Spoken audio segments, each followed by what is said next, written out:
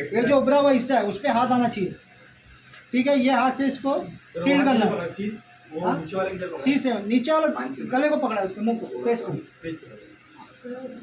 Turn, ठीक है।